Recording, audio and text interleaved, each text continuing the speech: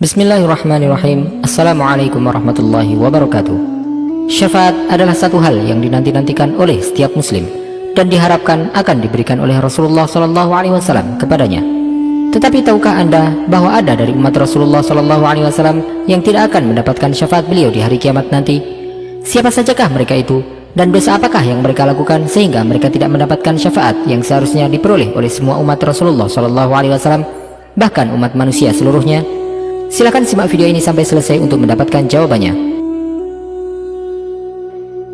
Rasulullah SAW merupakan manusia terbaik yang pernah ada di muka bumi ini. Beliau adalah penutup para nabi dan rasul dan penyelamat manusia dari siksaan Allah dengan syafaat beliau di hari kiamat, di mana setiap nabi memiliki satu kesempatan untuk berdoa dan meminta kepada Allah SWT yang pasti akan Allah kabulkan permintaan mereka. Kecuali nabi kita Rasulullah Muhammad SAW. Beliau tidak mengambil kesempatan untuk berdoa kepada Allah SWT dengan doa tersebut, tetapi beliau menyimpan kesempatan untuk berdoa tersebut di hari kiamat. Beliau menyimpannya untuk memberikan syafaat bagi umatnya di hari kiamat. Rasulullah SAW bersabda, "Likulli nabiyyin da'watun mustajabatun yad'u biha, wa uridu an akhtabi'a da'wati syafa'atan li ummati fil akhirah." Setiap nabi memiliki satu kesempatan berdoa yang pasti akan dikabulkan oleh Allah SWT, dan aku ingin untuk menyimpan doaku itu sebagai syafaat bagi umatku di akhirat. Sikap yang diambil oleh Rasulullah SAW ini menunjukkan beberapa hal. Yang paling jelas adalah wujud kasih sayang beliau terhadap umatnya, serta beliau lebih mendahulukan kepentingan umatnya dibandingkan dengan kepentingan dirinya sendiri, Sallallahu Alaihi Wasallam. Beliau yakin bahwa satu doa ini akan dikabulkan oleh Allah SWT karena Allah SWT telah berjanji tentang hal tersebut, sebagaimana yang disebutkan dalam hadis itu. Beliau memilih untuk tidak berdoa untuk kepentingan beliau sendiri di dunia ini, tetapi beliau memilih untuk menyimpannya untuk diminta di hari pembalasan, di mana kebutuhan akan dikabulkannya permintaan di waktu itu lebih besar dibandingkan dengan kebutuhan apapun ketika di dunia. Rasulullah SAW pada hari tersebut pun lebih memilih untuk berdoa bagi umatnya dibandingkan dengan berdoa untuk dirinya sendiri, di hari di mana harta dan anak keturunan tidak dapat memberikan manfaat. Pada hari di mana setiap manusia lebih mementingkan dirinya sendiri dan tidak lagi peduli terhadap orang lain, bahkan terhadap orang terdekat dengannya sekalipun, meskipun itu adalah suami atau istrinya, ayah atau ibunya, bahkan anak-anaknya yang paling dia sayangi. Setiap orang akan berpikir tentang dirinya sendiri, serta berkata, "Nafsi, nafsi." Mereka tidak peduli dengan orang lain, kecuali Rasulullah SAW. Beliau mengkhawatirkan umat beliau akan ditimpa azab dari Allah SWT di hari yang sulit tersebut, di hari di mana manusia dihadapkan kepada Allah SWT dalam keadaan telanjang kaki dan pakaian, sebagaimana ketika mereka dilahirkan di alam dunia. Syafaat adalah hal yang pasti dan wajib untuk diimani, dan yang dimaksud dengan syafaat adalah permintaan kebaikan untuk orang lain atau agar orang lain tidak terkena hal yang tidak diinginkannya dengan meminta kepada Allah SWT. Syafaat merupakan sebuah permintaan yang akan dikabulkan oleh Allah SWT, dan banyak hadis yang menyebutkan tentang hal tersebut. Hadis-hadis tersebut menyebutkan tentang berbagai macam syafaat yang akan didapatkan oleh manusia di hari kiamat, dan syafaat tersebut diberikan oleh Rasulullah SAW juga oleh para nabi yang lain, serta orang-orang saleh dan orang-orang yang mati syahid, di mana seorang yang mati syahid akan dapat memberikan syafaat bagi 70 orang dari kerabatnya. Syafaat yang terbesar adalah syafaat yang diberikan kepada seluruh umat manusia, yang hanya akan diberikan oleh Allah SWT atas permintaan Rasulullah SAW. Rasulullah SAW bersabda dalam sebuah hadis ketika menceritakan tentang kejadian hari kiamat. Beliau bersabda, "Jika hari kiamat tiba, maka manusia satu sama lain saling bertumpukan. Mereka kemudian mendatangi Adam dan berkata, 'Tolonglah kami agar mendapat syafaat Tuhanmu.' Namun Nabi Adam alaihissalam hanya menjawab, 'Aku tak berhak untuk itu. Namun datangilah Ibrahim, sebab dia adalah Khalilur Rahman, kekasih Ar-Rahman.' Lantas mereka mendatangi Nabi Ibrahim alaihissalam. Namun sayang, Nabi Ibrahim pun berkata, 'Aku tak berhak untuk itu. Coba datangilah Musa, sebab dia adalah nabi yang diajak bicara oleh Allah.' Mereka pun kemudian mendatangi Nabi Musa alaihissalam, namun beliau pun berkata, 'Saya tidak berhak untuk itu. Coba mintalah kepada Isa, sebab ia adalah ruh Allah dan kalimahnya.' Maka mereka pun mendatangi Nabi Isa alaihissalam, namun beliau juga berkata, 'Maaf, aku tidak berhak untuk itu. Namun cobalah kalian temui Muhammad Sallallahu Alaihi Wasallam.' Mereka pun mendatangiku sehingga aku pun berkata, 'Aku kemudian meminta izin Tuhanku dan aku diizinkan. Allah SWT memberikan ilham kepadaku dengan pujian-pujian yang aku pergunakan untuk membacakan pujian terhadapnya, yang jika pujian-pujian itu ada sekarang, aku tidak melafadzkan pujian-pujian itu.' Aku pun tersungkur sujud kepadanya. Lantas Allah berfirman, 'Ya Muhammad, irfa' ra'sak wa qul yusma'lak wasal tu'ta washfa' tushaffa'. Wahai Muhammad, angkatlah kepalamu, katakanlah engkau akan didengar, mintalah engkau akan diberi, mintalah syafaat dan engkau akan diberikan syafaat. Maka aku menghibah, wahai Tuhanku, umatku, umatku. Allah menjawab, pergilah dan keluarkanlah dari neraka siapa saja yang dalam hatinya masih terdapat sebiji gantung keimanan. Maka aku mendatangi mereka hingga aku pun memberi mereka syafaat. Kemudian aku kembali menemui Tuhanku dan aku memanjatkan pujian-pujian tersebut.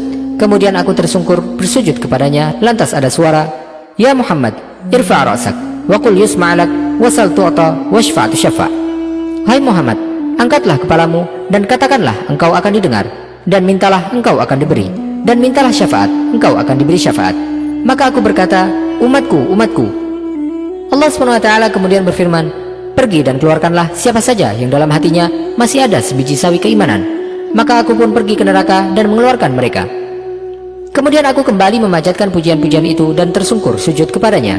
Lantas Allah kembali berfirman, Ya Muhammad, irfa' ra'sak, wa qul yusma'alak, wasal tu'ata, washfa'tu syafa'. Wahai Muhammad, angkatlah kepalamu, katakanlah engkau akan didengar, mintalah engkau akan diberi, dan mintalah syafaat, engkau akan diberi syafaat. Maka aku berkata, wahai Tuhanku, umatku, umatku. Maka Allah berfirman, berangkat dan keluarkanlah siapa saja yang dalam hatinya masih ada iman meskipun jauh lebih kecil daripada sebiji sawi. Maka aku pun berangkat dan mengeluarkan mereka dari neraka. Selain itu, ada pula syafaat yang diberikan kepada umat manusia dari Rasulullah SAW, yang juga diberikan pula oleh para nabi, para malaikat, serta orang-orang saleh. Syafaat tersebut diberikan dalam bentuk bermacam-macam, antara lain, yang pertama adalah syafaat yang diberikan bagi orang-orang yang telah masuk neraka agar dapat keluar darinya. Hal ini sebagaimana yang disebutkan oleh Rasulullah SAW dalam sebuah hadis sahihnya.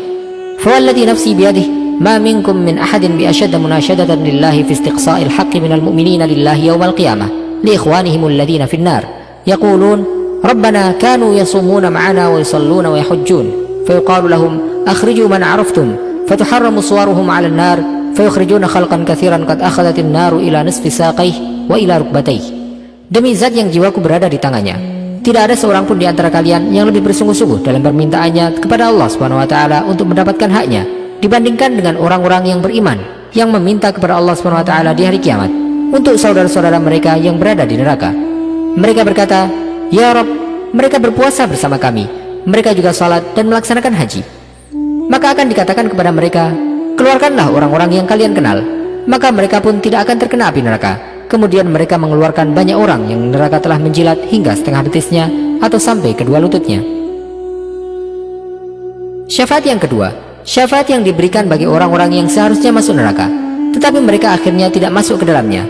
Hal ini sebagaimana syafaat yang disebutkan oleh Rasulullah SAW dalam sabda beliau, Ma min rajulin muslimin yamut, fayaqumu ala janazatihi arba'una rajulan, la yushrikuna billahi syai'an, illa syafa'ahumullahu fih. Tidak ada seorang muslim pun yang meninggal kemudian jenazahnya disalati oleh 40 orang yang tidak melakukan perbuatan syirik kepada Allah SWT, kecuali Allah SWT akan menjadikan mereka sebagai pemberi syafaat baginya. Syafaat ini merupakan syafaat bagi orang tersebut sebelum dia sempat memasuki neraka, sehingga dia pun akhirnya tidak dimasukkan ke dalam neraka. Yang ketiga, syafaat yang diberikan bagi orang-orang yang beriman yang berhak untuk masuk surga, agar mereka mendapatkan derajat surga yang lebih tinggi. Hal ini sebagaimana yang didoakan oleh Rasulullah SAW bagi Abu Salamah dengan doa beliau, Allahumma ighfir li Abi Salamah warfa' darajatahu fil mahdiyyin wakhlufhu fi aqibihi fil ghabirin waghfir lana wa lahu ya rabbal alamin wafsah lahu fi qabrih wa nawwir lahu fih. Ya Allah, berilah ampunan bagi Abu Salamah dan angkatlah derajatnya di tempat orang-orang yang mendapatkan hidayah, dan berilah ganti bagi keluarga yang ditinggalkannya, serta ampunilah kami dan ampunilah dosanya, wahai penguasa alam semesta. Lapangkanlah dia dalam kuburnya dan terangilah di dalamnya. Tetapi akan ada orang-orang yang tidak mendapatkan syafaat dari Rasulullah SAW, padahal syafaat beliau diberikan kepada semua orang dari umatnya. Siapa sajakah orang-orang celaka yang terlewatkan untuk mendapatkan syafaat terbesar tersebut, dan dosa apakah yang mereka perbuat sehingga mereka menjadi seperti itu? Yang pertama, orang yang melakukan perbuatan syirik kepada Allah SWT. Perbuatan syirik menjadikan pelakunya tidak akan bisa mendapatkan syafaat di hari kiamat, karena syafaat berarti permintaan untuk mendapatkan ampunan bagi orang yang diberikan syafaat. Dan Allah SWT telah memberitahukan bahwa dia tidak akan pernah memberikan ampunan bagi orang yang melakukan perbuatan syirik atau menyekutukan Allah SWT dengan yang lainnya jika dia mati dalam keadaan belum bertaubat dan meminta ampun kepada Allah SWT. Allah Ta'ala berfirman, Inna Allah la yaghfiru an yushraka bihi wa yaghfiru ma duna dhalika liman yasha'. وَمَن يُشْرِكْ بِاللَّهِ فَقَدِ افْتَرَى إِثْمًا عَظِيمًا. Sesungguhnya Allah tidak akan mengampuni dosa karena mempersekutukannya atau syirik, dan Dia mengampuni dosa yang selain syirik itu bagi siapa yang Dia kehendaki. Barang siapa mempersekutukan Allah, maka sungguh dia telah berbuat dosa yang besar. Perbuatan syirik menghapuskan semua perbuatan baik yang dilakukan dan menjadikan perbuatan baik tersebut tidak berarti sama sekali. Seberapa banyak pun perbuatan baik yang dilakukan oleh seseorang yang melakukan perbuatan syirik, Allah SWT tidak akan menerimanya sama sekali dan akan menjadikannya bagaikan debu yang berterbangan. Allah Ta'ala berfirman, وَلَقَدْ أُوحِيَ إِلَيْكَ وَإِلَى الَّذِينَ مِنْ قَبْلِكَ لَئِنْ أَشْرَكْتَ لَيَحْبَطَنَّ عَمَلُكَ وَلَتَكُونَنَّ مِنَ الْخَاسِرِينَ. Dan sungguh telah diwahyukan kepadamu dan kepada nabi-nabi yang sebelummu, sungguh jika engkau mempersekutukan Allah, niscaya akan hapuslah amalmu dan tentulah engkau termasuk orang yang rugi. Orang-orang yang akan mendapatkan syafaat hanyalah orang yang beriman tetapi dia melakukan kesalahan, baik banyak ataupun sedikit. Bahkan orang-orang yang melakukan perbuatan dosa besar, dengan syafaat yang diberikan oleh orang yang memberikan syafaat, Allah SWT bisa saja akan mengampuni dosa mereka dan tidak memberikan azab atas perbuatan dosa yang mereka lakukan. Adapun orang-orang yang menyekutukan Allah SWT, pelaku syirik dan orang-orang yang memiliki keyakinan kufur lainnya, dia tidak akan mendapatkan syafaat dari siapapun, seberapa tinggi pun kedudukan pemberi syafaat tersebut di sisi Allah SWT. Allah SWT mensifati keadaan orang-orang yang berada di neraka dalam firman-Nya, فَمَا تَنْفَعُهُمْ شَفَاعَةُ الشَّافِعِينَ. Maka tidak berguna lagi bagi mereka syafaat atau pertolongan dari orang-orang yang memberikan syafaat. Yang kedua, pemimpin yang berbuat zalim dan orang yang berlebih-lebihan dalam beragama. Hal ini sebagaimana yang ditegaskan oleh Rasulullah SAW dalam sabda beliau, "Sinfani min ummati lan tanalahuma syafa'ati, imamun zalumun ghashum wa kullu ghalin mariq." Ada dua kelompok manusia dari umatku yang tidak akan tersentuh oleh syafaatku, yaitu pemimpin yang zalim dan orang yang berlebih-lebihan dalam beragama sampai keluar dari batasannya. Yang ketiga, orang yang tidak percaya tentang adanya syafaat. Hal ini sebagaimana yang ditegaskan oleh Anas bin Malik radhiyallahu anhu dengan perkataan beliau, "Man kadzdzaba bisyafa'ati falaysa lahu fiha nasib." Orang yang mendustakan syafaat, maka dia tidak akan mendapatkan bagian darinya. Perkataan yang disampaikan oleh sahabat Anas radhiyallahu anhu ini menegaskan bahwa orang-orang yang tidak percaya dengan syafaat yang diberikan oleh Rasulullah SAW atau mengingkari kedudukan yang akan diberikan oleh Allah SWT bagi beliau di hari kiamat, tidak akan mendapatkan syafaat dari beliau sallallahu alaihi wasallam. Keempat, orang yang membuat-buat hal baru dalam urusan agama. Hal ini sebagaimana yang dijelaskan oleh Rasulullah SAW bahwa mereka akan terhalang ketika ingin mendatangi telaga Rasulullah SAW di hari kiamat. Mereka juga tidak akan mendapatkan syafaat dari Rasulullah SAW.